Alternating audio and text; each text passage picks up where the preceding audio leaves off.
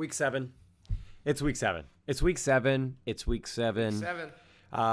It's a 14-week schedule actually now with the two byes, so we are officially going to be at the halfway point of the season once this week ends.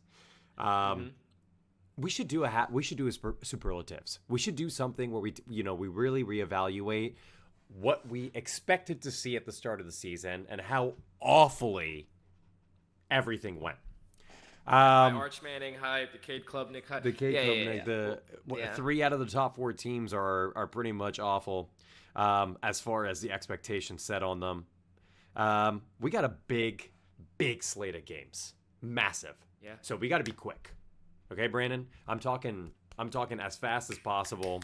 Speed round day. There's also a ton of news stories I want to go through with you. I honed in on the big ones.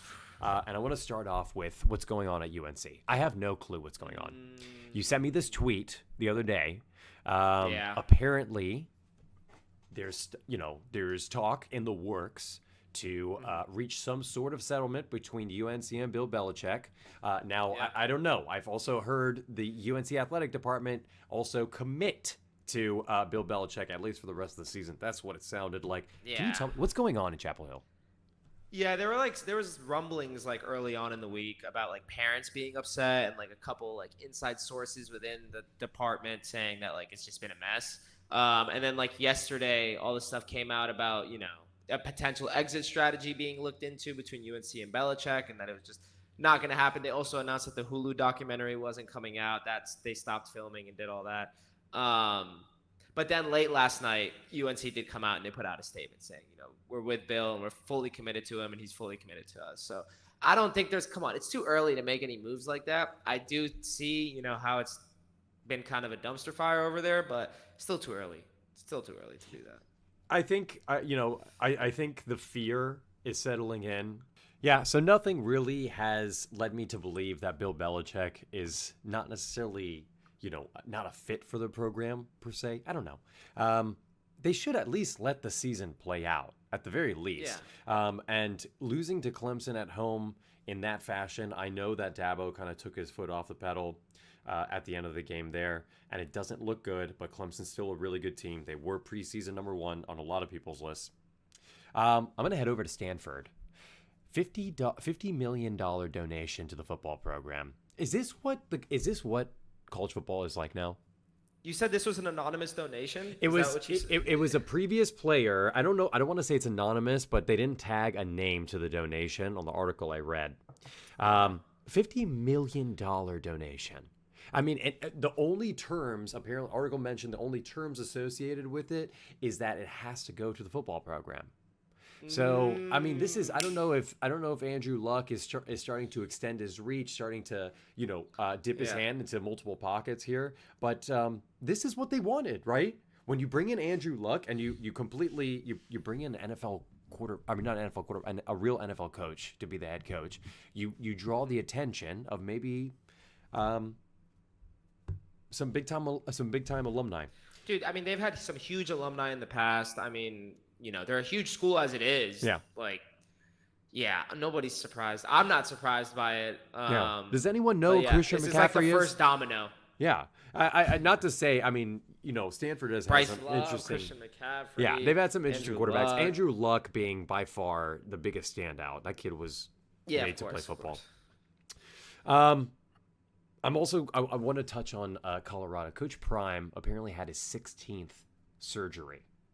I saw in a post-game interview after this past week's game, they lost in close fashion, I want to say. Gosh, I don't remember. It's a late it was game. close. I had to keep up. It's tough. Those late games are really tough to keep up with. Yeah, I know. I know you're not a late night guy. Yeah, I'm not a late night guy. I used to be in my younger years for sure. But Coach Prime, he was talking about having a blood clot while he's having a post-game interview. I'm curious, from what I understand about blood clots is that it's life-threatening. You don't wait until Monday. He was talking about, I'm going to go see the doctor on Monday. I already have an appointment. Pretty sure you need to go. Yeah. So he's really downplaying it. I just want to emphasize that, he's a good coach. I think so far he's doing a pretty good job with Colorado. He's been able to attract enough attention and bring some decent talent to the team. some notoriety at the very least. I'm curious to see how this week's game, and it's part of our coverage for the record. We are going to go into the game. But yeah, I hope he recovers. 16 surgery. I saw there was a clip of him on FaceTime with his son. Yeah. Wish you all the best. Hope you feel better. Love you, Coach Prime. Yeah, hope you're on the field again very soon. Yeah. I think I feel like we would have gotten an update, but yeah, regardless, hope all is well. Yeah. We're gonna jump into the previews, guys. This is Two Fans One Pod. I'm Alex. This is Brandon. And we're gonna start with the Big Ten now because we have so many games to go through. We're gonna do kind of our speed round that we have. We're gonna do it for each one of the Power Four conferences, with the exception of ACC, because I kind of went through the matchups. Was not a huge fan of them. I feel like the spread was like double digits in almost all of them. So I'm gonna stray away from ACC just because there is way too many exciting games across college football and the other power conferences. And we're gonna start in the Big Ten, and we're gonna start with. I know I'm gonna start with what I think is gonna be the biggest game. I know. Just hear me out. I think this will be the most exciting game to watch this weekend for the Big Ten matchups. Michigan visiting USC. Yeah.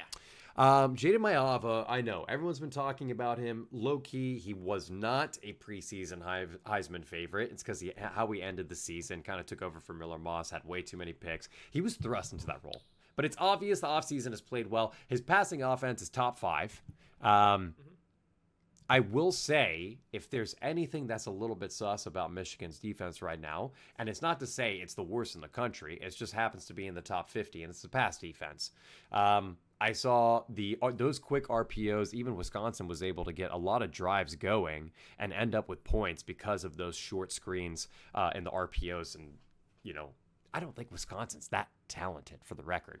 Does Michigan get the run game going? I don't know. Justice Haynes is probably, if not the best running back in the country, maybe Ahmad Hardy, probably number 2 best running back in the country. So He's insane. That's how you win the games. Yeah. We've talked about Sharon Moore and his ego on his play calling. He wants to win the line of scrimmage. That's his goal. He's like, I want to set the tone. I want to have time of possession. I want to have I want to win the line of scrimmage. Are we going to see that? Answer me honestly. This is not a rhetorical question. Are we going to see that one-dimensional play calling from Sharon Moore again? Because I don't know if they win. I don't know if they win with that. Not against USC. No. I agree. I think the Wisconsin game was a plus for their offense and a negative for their defense as far as like what it looked like. Yeah. That was a third-string QB, I believe they were playing against. Now, granted, they did start to make some plays near the end of the game. Yeah. They did start to make some plays near the end of the game. Rodmore is back, so that should help the defense in the secondary. And the one thing that did stand out to me, though, was that I heard this the other day on, I believe Pate said it or something like that. But I think USC is like Jada Mayava is like the best QB against the blitz in the country. And Michigan like blitzes so much. So that's something to watch out for. And then Michigan's offense, the last game against Wisconsin, there was a lot of good things to watch out for. Bryce Underwood was doing a really good job of moving the ball up the field. We talked about that on the recap episode on the Sunday after episode. He looked sharp. But he looked sharp. I do want him to put a little bit more touch on the ball. But I think the key to this game is like if they're able to do that and if they're able to open up the offense, then they're able to win this game.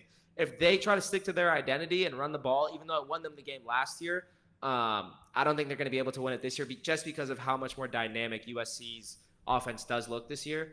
But yeah, I think this is going to be a good game. I do think it's going to be a lot of points on the board. I think Michigan's offense is ready for the battle. USC's defense isn't the sharpest either. So if anybody's going to let Michigan kind of run all over them and, if anybody and Bryce Underwood's going to be able to go against the secondary, like this is a good matchup for them. This is a huge game for both teams. So much on the line for both teams. Yeah, it almost feels season defining for both of these teams, right?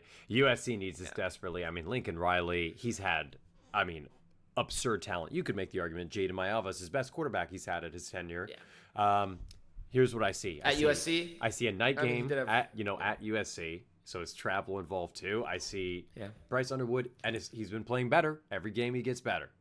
But he's still inexperienced. He still does not have that experience on the road, especially. It's going to be a tough environment. It's a night game too. It's going to be a tough game. I got USC minus 2.5. I'm taking it. I'm Yeah. going to take the bait.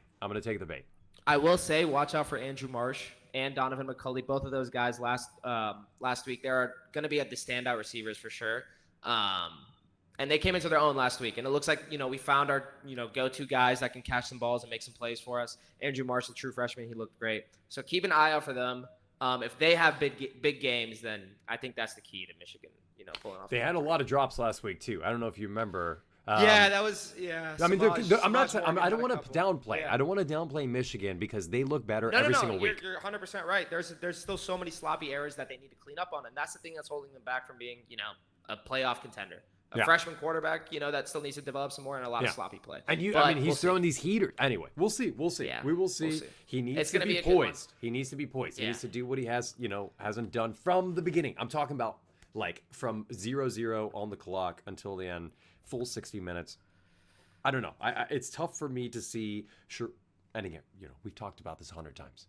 It's so tough for me to see Sharon Moore trying to go away from the one-dimensional offense he's been forcing all season and last season too. Anyway, I'm going under. I like that pick a lot. I love that pick. I think I think a lot of people were riding the over. I think it gets really close to that line, but I do think it goes. You'll under. Sweat it. Yeah. OSU at Illinois.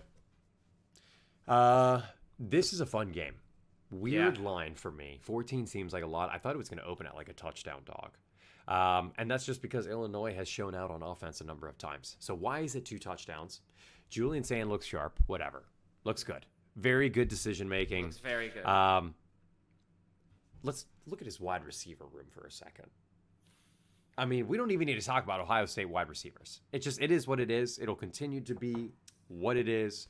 And here we are again. Cardinal Tate, what was it? It was 180 and a touchdown. Every time I looked up at the screen, it was him or Jeremiah Smith just going ballistic. Every time I looked up at the screen. And Jeremiah Smith with a couple of touchdowns too. So you have this insanely stacked wide receiver room. He just needs to make the correct throw. And the wide receiver will do the rest. So, I don't know. They have over 5 yards per carry on the season.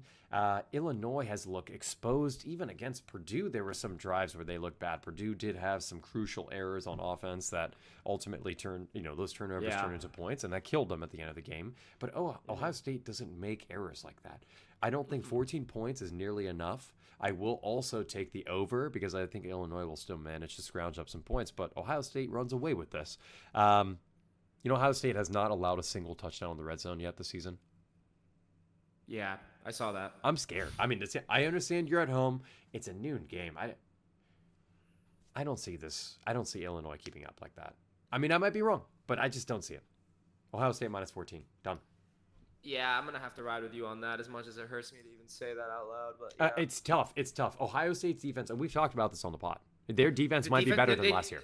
It's the most complete team I've ever. Yeah, Sonny Styles is All-American candidate too. I mean, it's so funny. They lost so many people, and all the replacements are All-Americans. I just don't understand it. Caleb Downs, obviously one of the best players in college football. What Matt Patricia has been able to accomplish with that personnel group. Oh my God, it's disgusting. Kevin, right? We were watching the first game of the season. This guy's a diehard Patriots fan. So as soon as he had money on Texas, I swear he'll never tell us. But he looked at the TV, he saw Matt Patricia on the sideline, and he let out an audible sigh, like, "Oh my God, dude!" Like he was like, "Matt Patricia's on defense," because he knew he was cooked. He knew he was cooked. Okay, big time showdown. This is the one that I think they're going to be selling this weekend. I don't think it's going to be a bad game at all. Indiana at Oregon. Oh, yeah. This is a big game. This is a big game. What did it open at? I think Oregon I want to say was like 9.5, right? Yeah, and it's moved down to 7.5, right? 7.5. Okay. The 9.5 is a very interesting number, and the 7.5 is even spicier. Indiana's elite. It's too. I'm done downplaying Indiana. I'm just done doing it. Okay. Yeah. Kurt Signetti has been under fire at what points in his career? When he lost to Ohio State, and then when he ended up losing to Notre Dame on the road in that first round of the playoffs, right? Yeah. So those are the 2 points, and that's because he kind of talks shit, before the Notre Dame game. Understood. He kind of deserves the shade for that. But they lost very handily in that game. And to be honest, they lost very handily to Ohio State, minus that first drive that they had.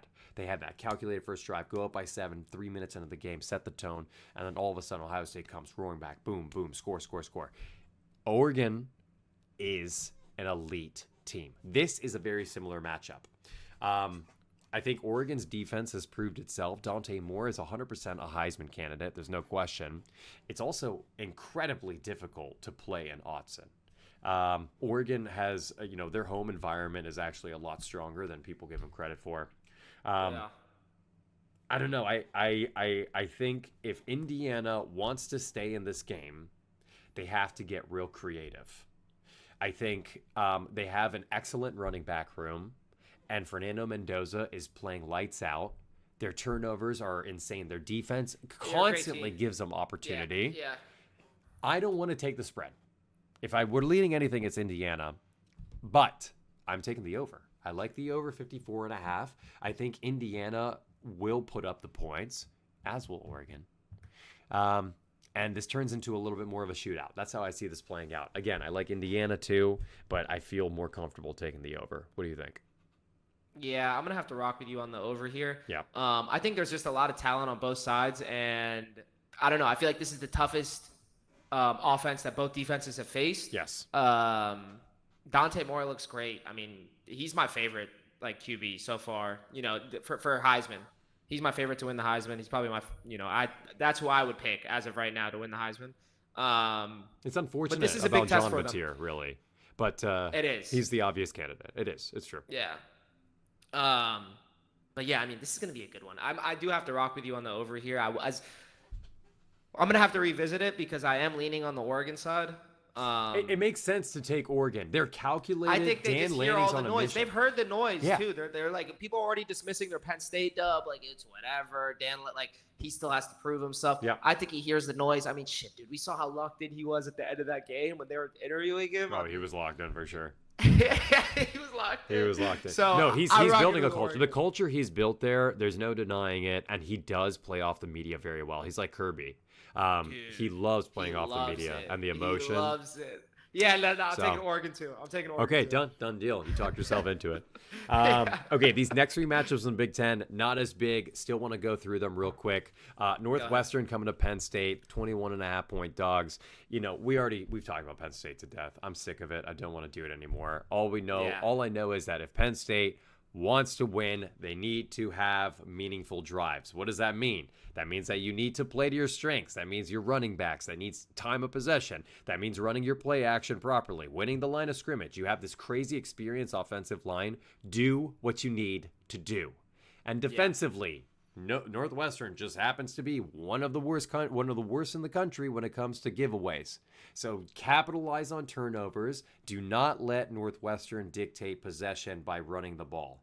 You are at home. 21.5 points.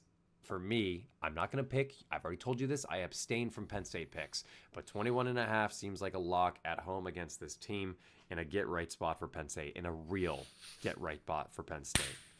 Get right spot is hilarious. Yeah, against Northwestern. I'm sorry. They need to get right. They need to get that offense. I know. It is I know, in but shambles. we heard that last week too, right? It's in shambles. I told you. No, at the end of the pod, we ended the pod, and what was the one thing I said? I said, do not take Penn State this weekend. You did say that. What do you like, Northwestern at Penn State, real quick? I do like Penn State. I think the key for them the rest of the season, as well as this game, is to give Katron Allen the ball. That is your lead back. That is the best running back in your running back room. I don't think that Nick Singleton should get phased out, but focus on Katron Allen and maybe open it up a bit for Drew Aller. I know maybe you guys had a completely different game plan going into the season, but I mean, you guys have something there. He is the second best player, if not the best player on that offense, and that is the truth. He is not the problem. I think it's the scheme. The play calling is not there. That fourth down call was atrocious, and we all know it. That play call was very indicative of the season. It felt like forcing Drew Aller into. Anyway, so you like Penn State to cover here? Yeah, I do. Okay, done deal. Nebraska at Maryland. Oof. It was a heartbreaker last week for Maryland. Low-key. Up 20-0 in the third. I will That was a say, tough one. I will say, listen, Nebraska, it's actually absurd. I thought this stat was not real, but Nebraska has not allowed a single passer, to have over 100 yards on that defense.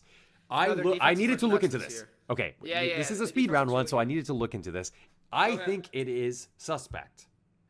I think there has been a number of factors that have gone to each of these matchups for Maryland that has played a significant role into it. So, against Nebraska, forgive me. So yeah, just going through the games real quick. The Brendan Sorsby one is a little bit of an outlier to me. They still were able to produce offense with him on his legs, but it is the first game of the season. It was I think it was a neutral site game too. I mean, Akron is Akron. Houston Christian, FCS, you better be, having less than 100 pass yards against you. Michigan, still not 100 passing yards. Again, you can make the argument Bryce Underwood he was still getting in the feel of things. They still 100%. won. They won so dominantly on the ground. They didn't even need to win with him in the arm. I mean, Justice Haynes couldn't be stopped. So what's the point? Why do you need to throw the ball ever anyway? And then Michigan State was interesting. I had to watch so Aiden Childs, he got a really bad hit in the second quarter specifically. He had to go in concussion protocol. Comes back out into the game, does not play nearly as good. While he was out of the game, by the way, the backup quarterback comes in 7 for 7 passing, 70 yards, and a touchdown. So is Nebraska's secondary good? I don't know. I'm actually going to rock with Maryland here. I think Maryland is Maryland is great on third down, offensively, defensively. They fumbled the bag last week. Like, I'm not going to argue it. 20-point lead in the third. You need to close that out at home. I think the cover here is no problem. I think Maryland wins this game outright. I like them. Plus What's it's plus 6.5. Yeah. I would lean on the Maryland side. It's tough for them. I think it's important, how they use that loss against Washington going forward, because giving up 24 points is insane. That was about to be a huge upset. That stadium was sold out. But Washington, we've seen their offense move the ball down the field with ease against Ohio State. They did that. But they just weren't able to put the points on the board. This case, they were able to get, 24 points on the board. But enough of that game. This game, I do think that Nebraska's defense is stout. I think Dylan Raiola is a great quarterback. I think he's very capable. I think he's looked great so far this year in his second year. So because I feel like the Maryland team is just a little bit too inexperienced, I want to lean on the Nebraska side, actually. But we're just going to go with the over. Oh, over 47.5. Yeah. Okay, done deal. We're going to go with the over. We're going to go with it. Okay. Malik Washington, he's going to have a game. I like Malik Washington a lot. I love Malik Washington. And Jaleel Farouk is going to, he's going to have a game too, because he dropped that one ball, and I know it killed him. So he's locked in. Let's go. I went Wisconsin. Wisconsin 3.5-point dogs. You know what? All I'm going to say about this game, there is literally nothing to be said. You take the under and you take the under and you don't watch the game. But I will say Wisconsin did play pretty well as far as their game plan against Michigan in the first half specifically. I like Wisconsin plus 3.5 because I feel like they're coming into form a little bit. Iowa, on the other hand, is pretty inconsistent. Some week offensively they'll go bananas, and then some week they won't. Wisconsin is also rocking a crazy good rush defense. It just so happens Iowa's offensive game plan is always rush first. So I like Wisconsin plus 3.5. Again, just take the under in this game. Turn it off. Don't watch it. It's going to be awful. What do you think? I'm not going to. I don't need to repeat what you said. But this game is awful. It's got awful written all over it. Yeah, it's going to be gross. It's going to be gritty. I'm good. We're going to head to the SEC. Also, more fun. Crazy matchups. And we're going to start with the big one. It's a noon game, which sucks. Alabama visiting Missouri. I wrote down 3.5 this morning. It might be 2.5 now. I saw on some sites Missouri was at plus 2.5. I think, yeah. Yeah. Kirby Moore, offensive coordinator for Missouri, has been running these crazy offensive schemes. multiple backs in your backfield. I mean, you have Ahmad Hardy. You can create so much diversion with him, knowing that he's the best. I mean, he is the best running back in the country. You might make the argument for Justice Haynes, but as far as like output, offensive output, consistency, No, he is. Downhill runner, scary dude. He's a beast. Is Alabama going to be able to stop that read option with Bo Prabula and Ahmad Hardy? I think that's what this game is going to come down to.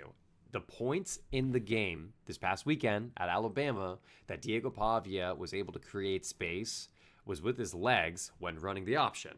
2 big chunk plays in the first half by Vanderbilt running the read option. So you can tell Alabama has been struggling against running quarterbacks.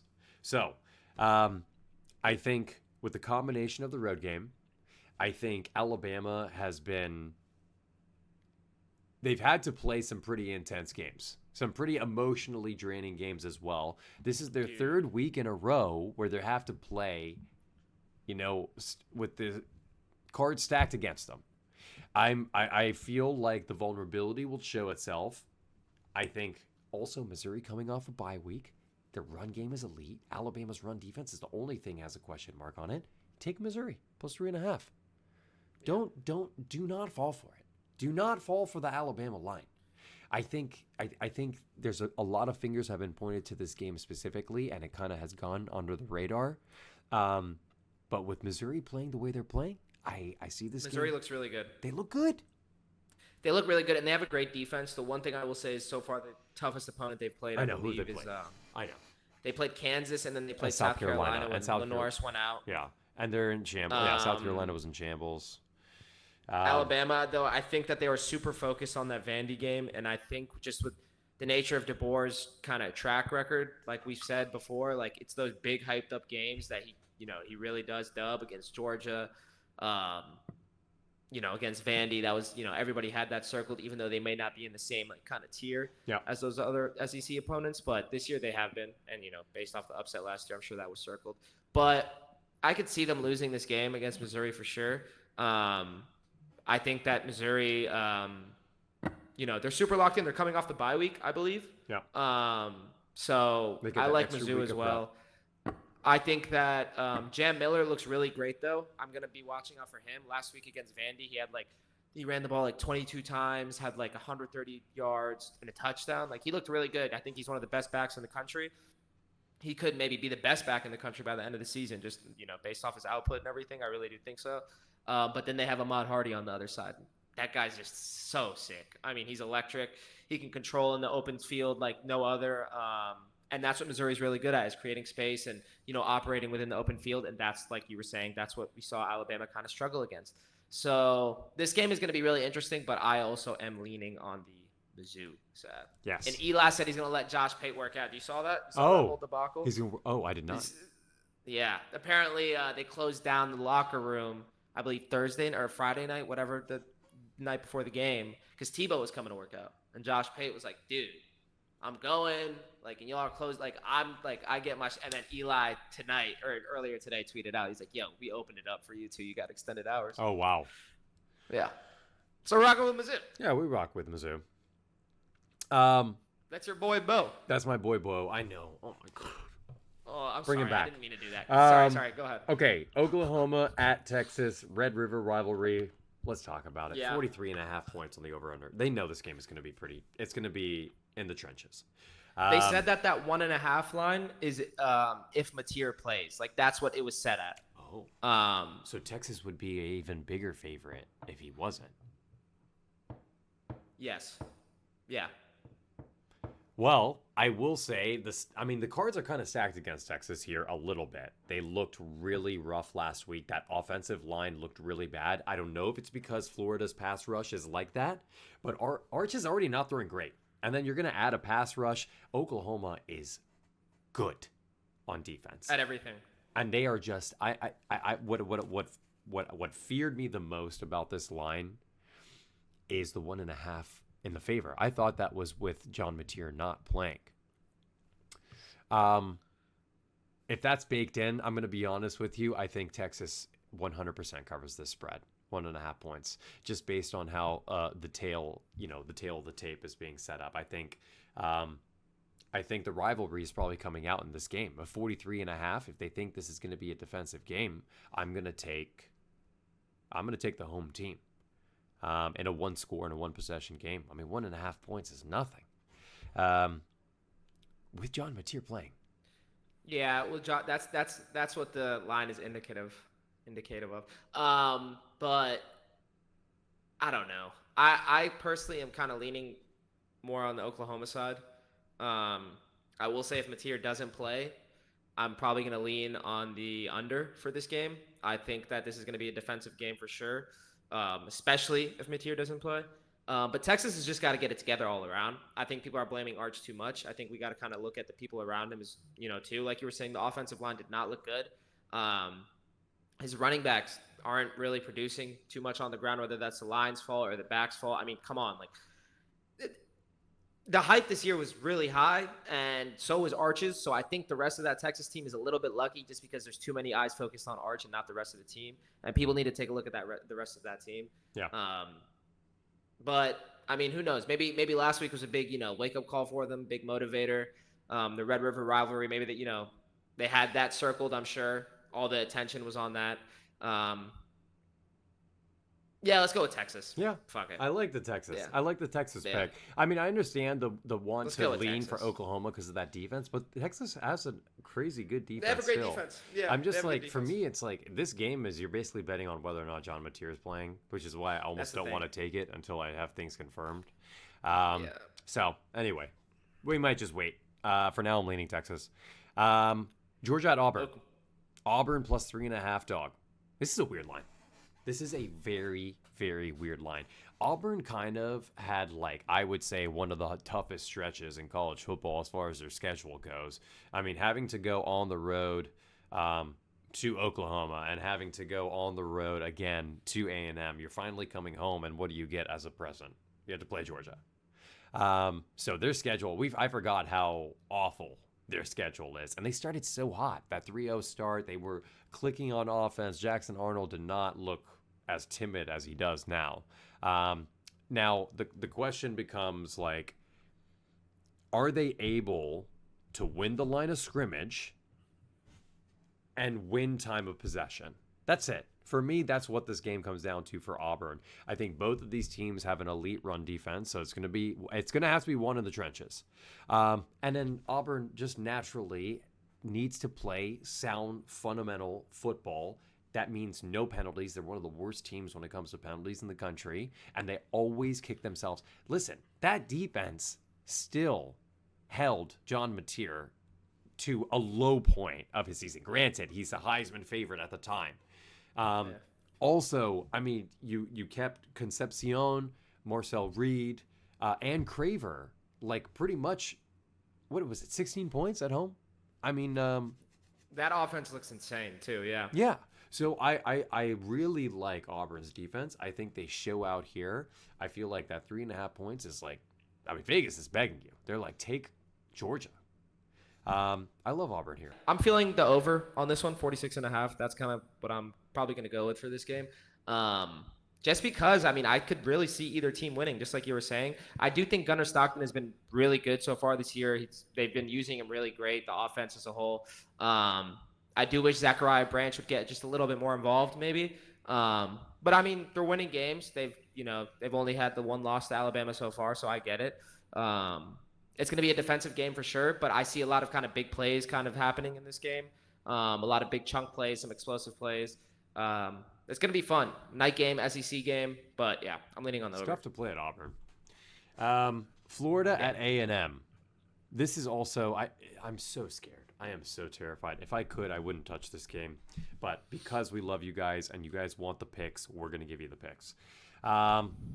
Dallas Wilson, that was the wide receiver for Florida who got all that hype preseason, was injured, finally has his big show, and this dude is him. There's no question about it. Dragging tacklers into the end zone, that highlight will probably live in my memory for the rest of the season.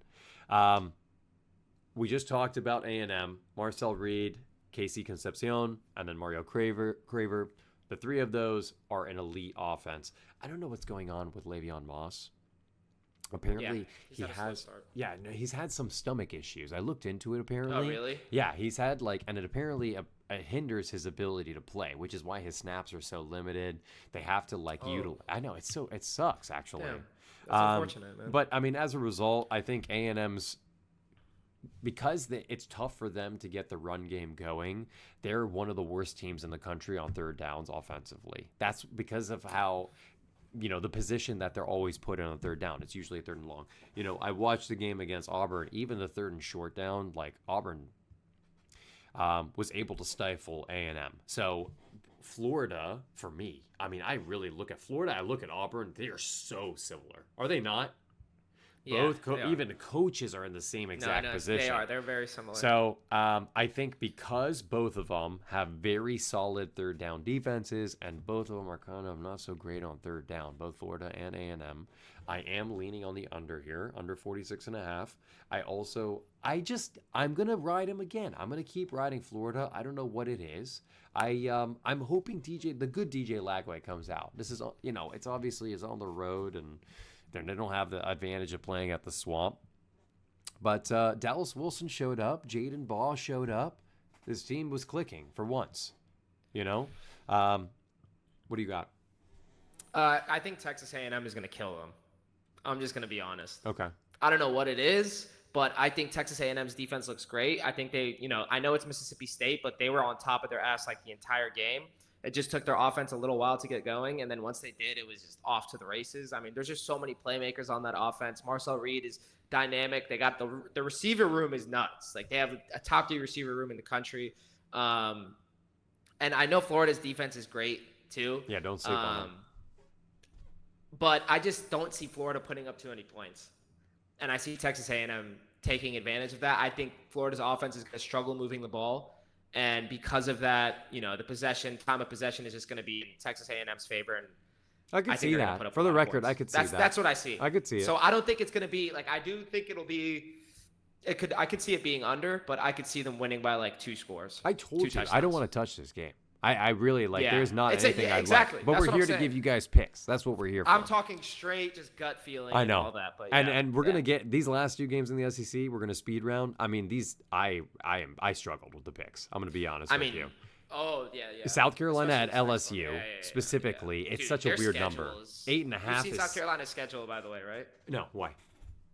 Oh, you haven't seen the remaining schedule? They play LSU, Alabama, Oklahoma, and Georgia. I think. Something like that is their next. Yeah. What is South Carolina? What's going on in South Carolina? Let's talk about it. I'm just confused. Is Shane Beamer? Is he losing control of this team? Is he just is the play calling poor? I mean, South Carolina has been able to put up points. I saw it against Missouri, but they just at no point were they winning that game. It felt like. I mean, I really, I think the one thing that LSU has going for them is their defense. They're at home. I kind of like LSU minus 8.5, but I mean, this game just has ugly written all over it. I kind of want to take the under 44.5 this game. Yeah. I feel South Carolina doesn't have that identity, and LSU their pass game is not very great. If South Carolina can get pressure with that crazy D line they have. They still have Dylan Stewart and that defensive line. I mean, maybe they can cause some disruption to the degree that Florida did. So I don't know. I think LSU will keep this clean and tight and time of possession. I'm taking the under 44.5. It's tough. I told you, I don't want to take picks for these games. They're so close. I just want to enjoy them. I just want to watch and enjoy them. The LSU spread is 8.5. What are you even supposed to do with that? ESPN has 9.5. Just throw something out. Just throw it out. Just say it. Yeah, I'm going with Lenore's. Okay, done deal. Maybe you can talk me into it by game time. I think they could win the game. I think that this game is going to be kind of stagnant and slow. I think it's going to be similar to what I described for the what game was it? The Florida A&M game a bit. But I could see Lenore Sellers kind of making some big chunk plays with his legs and his arm.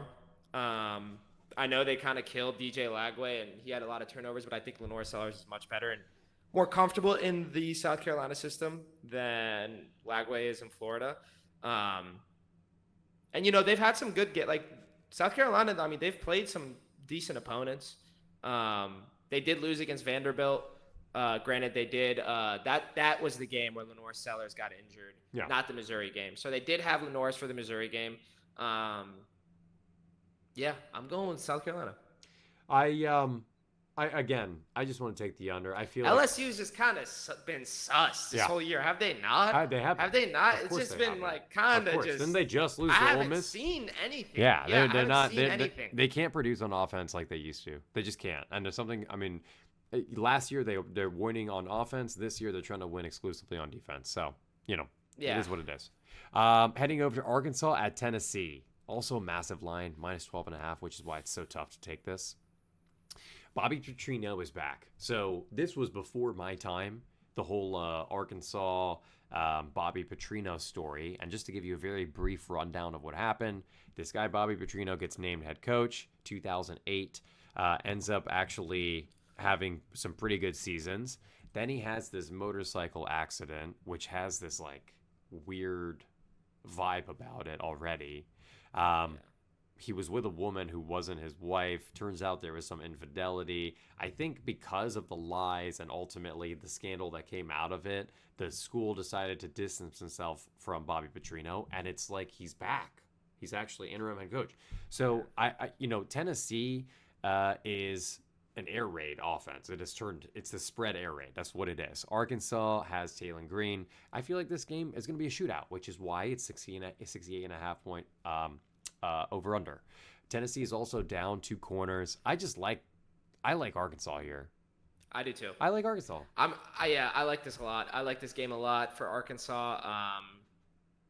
I don't know. Yeah, this is another one of those gut ones. I just think it's one of those teams or one of those moments where the hype of Bobby Petrino coming back is huge, and I know Sam Pittman. Yeah, I mean it sucks to see a guy like that go and get let go, but sometimes a move like that is what could fire up a team. You know what I mean? Yeah. Especially when you have a legend like Bobby Petrino coming back. I mean, but yeah, it's awesome. So. I'm excited for them. I hope Arkansas is good again. I want Arkansas to. Oh yeah, we were talking about this on one of the previous episodes. Yeah, like how they were so fun to watch. They are so fun to watch. I just want that defense to tighten up a little bit. Okay, I'm gonna head over to Big 12. I know I said we're gonna go through Power 4. I mentioned ACC did not have anything that grasped my attention. Yeah, a little bit Smellerman's.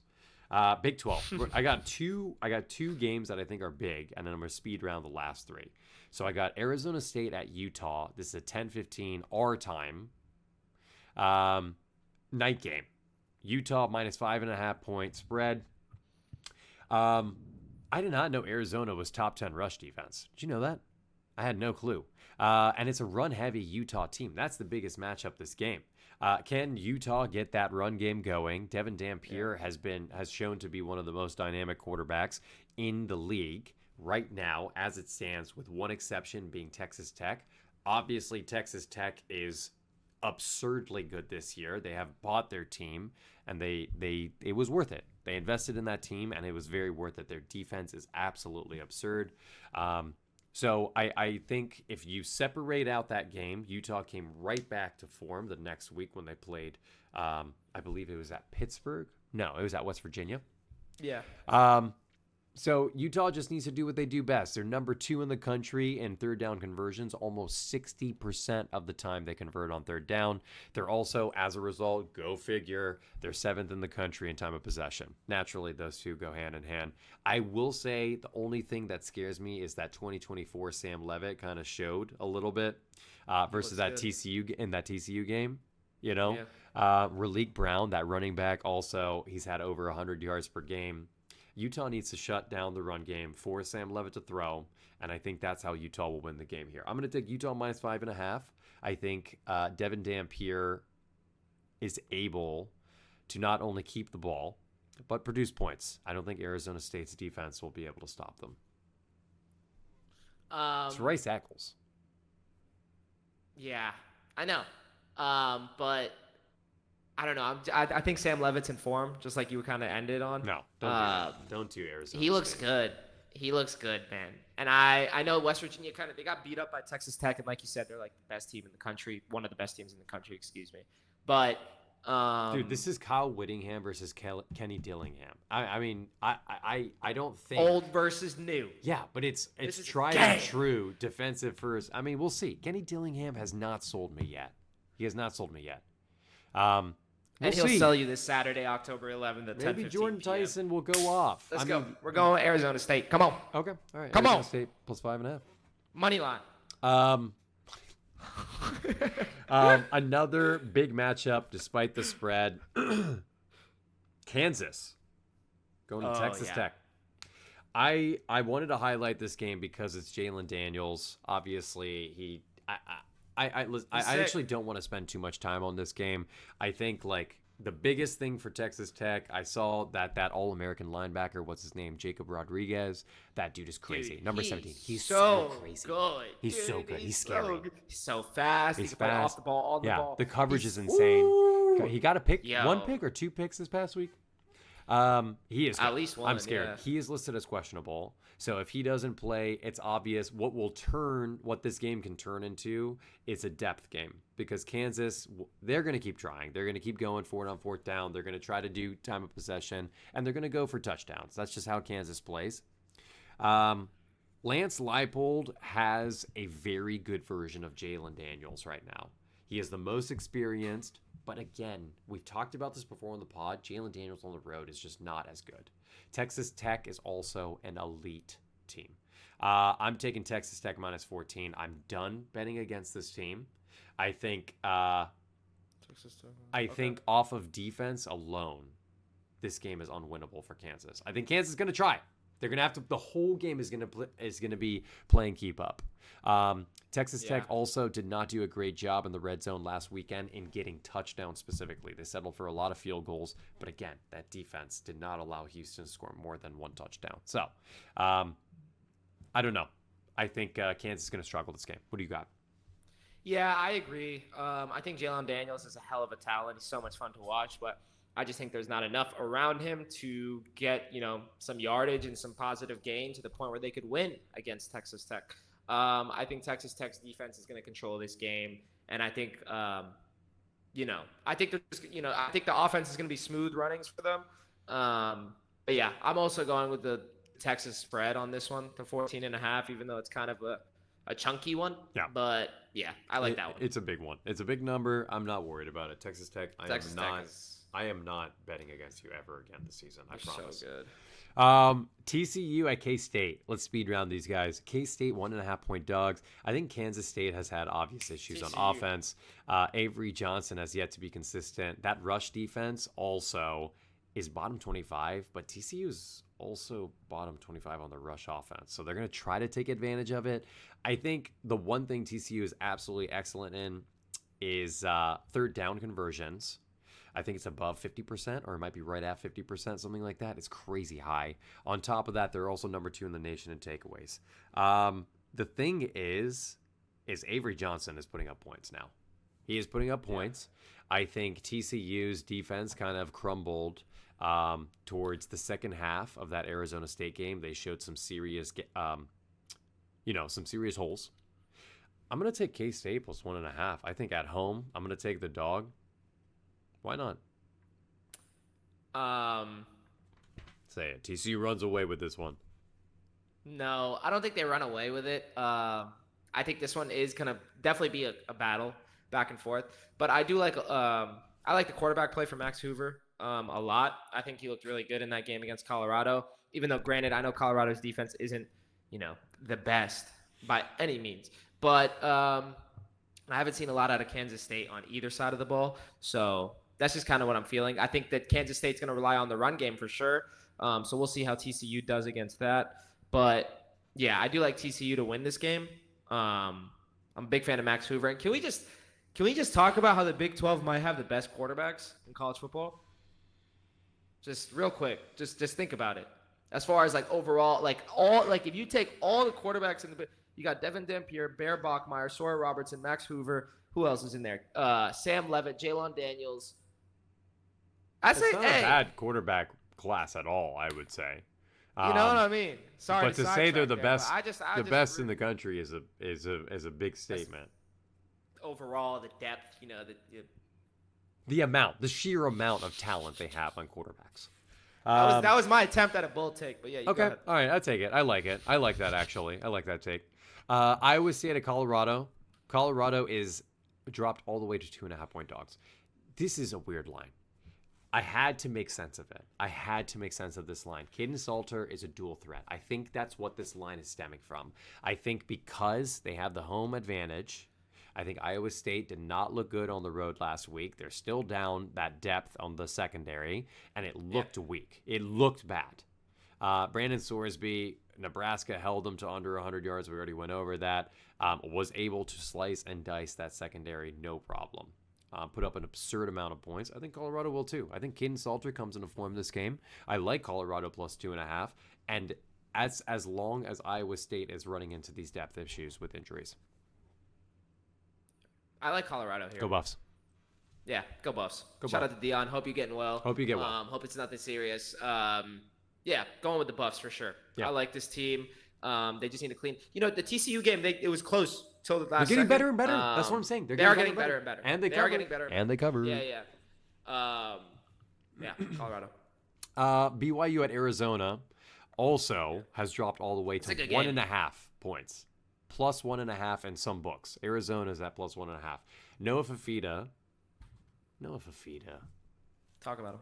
He's not very good. I'm so sorry. No, if you're listening, I'm just going to be honest with you. He's not very good. I will say he plays much better at home. This is his second or third year with the program, so he obviously feels more comfortable. I think he's a sophomore, yeah. Yeah, Arizona, their defense also is like pretty freaking good. They have the 18th ranked rush defense. They're 6th in takeaways, the 15th ranked pass defense. I just think that BYU has not been tested to this point with this level of defense, which is why the line is the way it is. I'm taking Arizona at home, night game. Go Cats. Yeah, I like this as well. I like that pick a lot. I think Bear Bachmeier looks really good. But yeah, I'm leaning on Arizona. He's a true freshman? Yep. He looks really good. He does look good. It's the BYU. I mean, the fact that it's the difference between an institution that knows how to institute the right players into the right position groups based on what schemes you're running. So it's very obvious that BYU, with their, what are they, 5-0? I mean, it's obvious with that record, they are doing something right. So, a true freshman at quarterback is absurd. So I just feel like this level of defense, they have not experienced. Yeah. Okay. Holy crap. That was so much. So many matchups. That's it. That's it? We did it. Holy crap. We gave you guys a lot. Honestly. Gave you a lot. It's been a great time. We had so much fun tonight. Honestly, this is a late one. This is a late one. Yeah, this release is going to be on short notice. I'm going camping actually with a couple of friends and my pup this weekend. So, wish me luck on that. So, you going to be able to watch the games? Oh, I'm coming back for noon kickoff. Don't you worry. Oh, I will be back for noon kickoff.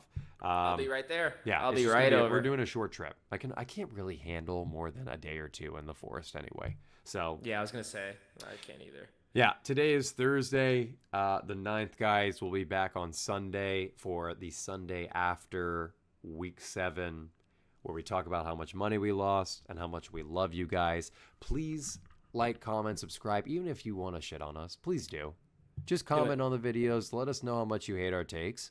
You can, we're a very open community here. I feel like, we're promoting positivity. Community. The Two Fans One Pod. It's a community. And yes, you guys are a part of it, and we're all about Let's go. And we got some crazy good reviews about our vlog video that we did for the Penn State Whiteout. So hoping to do that again for you guys very soon.